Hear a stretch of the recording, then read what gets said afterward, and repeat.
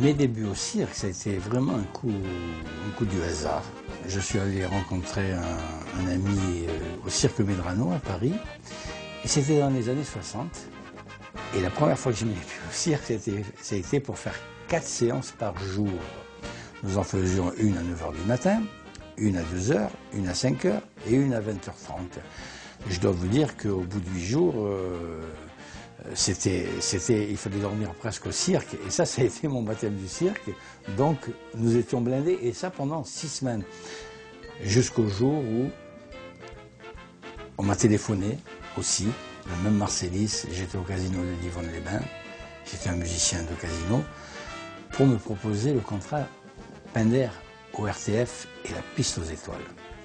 Et donc j'ai accepté, et je suis parti sur la route. Alors là, c'était un contrat de 1 an à peu près. Et 1 an après, j'y suis toujours. C'était dans les années 63. Et donc là, j'ai commencé à écrire surtout pour les artistes, pour les ballets de l'époque chez Pinder, pour les grands numéros, les Fauves, Gilbert Roux, Costa Cruz. Et ça continue comme ça avec ce grand coup de cœur, Pinder et le cirque. La musique de cirque, au départ, pour moi, qui ai fait de l'orchestre et qui suis un chef d'orchestre, je pense que déjà c'est une sonorité de l'orchestre, parce que l'orchestre est monté depuis toujours, c'est pas nous qui l'avons inventé, c'est les gens qui ont fait du cirque avant nous, était monté de cuivre, la batterie, le tuba, le trombone, le saxophone.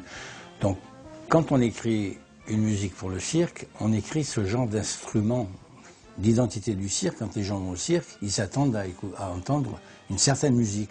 Maintenant, il n'est pas dit que on ne change pas, c'est pas changé. Ça veut dire qu'au cirque, il y a une polyvalence fabuleuse de musique. En dehors des marches de cirque qui ont été faites pour le cirque, comme la piste aux étoiles, ça a été écrit pour une émission de cirque. Parce qu'on peut dire, oui, il n'existe pas de la musique de cirque. Non, il y a des musiques qui sont écrites pour le cirque. Le plus grand chapiteau du monde, le film, la marche qui est de Victor Young, a été écrite pour le film Le plus grand chapiteau du monde. Ça veut bien dire qu'il y a une identité qui se dégage de ce genre de musique. Mais c'est une musique d'image qui colle bien au numéro qui passe. Maintenant, quand on veut parler de cirque, je vois tous les cirques du monde, qu'est-ce qu'ils font? Ils passent des marches dites de cirque. Moi, j'en ai écrit pas mal, d'ailleurs, qui pour moi deviennent des standards un peu dans tous les cirques du monde. Et, en principe, dans les parades, une parade, c'est fait pour être festif. Et qu'est-ce qu'on passe? On passe de la musique dite traditionnelle de cirque. Mais ce n'est pas pour ça qu'on ne joue pas d'autres styles dans des spectacles. Moi, je joue du bandoneon. Il m'arrive de jouer pour des numéros mis en scène, chorégraphiés, du Piazzolla. Donc je joue ça avec un bandoneon, dont je suis le soliste, un violoniste, un pianiste classique, une contrebasse. Du coup, on tombe dans un style de musique autre que des cuivres. Le bandoneon, c'est un instrument que j'ai même emmené au cirque dans certains cas où il a fallu jouer des œuvres pour des numéros qui s'adaptaient bien. D'ailleurs, le tango, de plus en plus, entre avec force dans les numéros de cirque. Moi, j'ai écrit pas mal de tango et je dois dire que les numéros qui se mettent dessus, c'est formidable.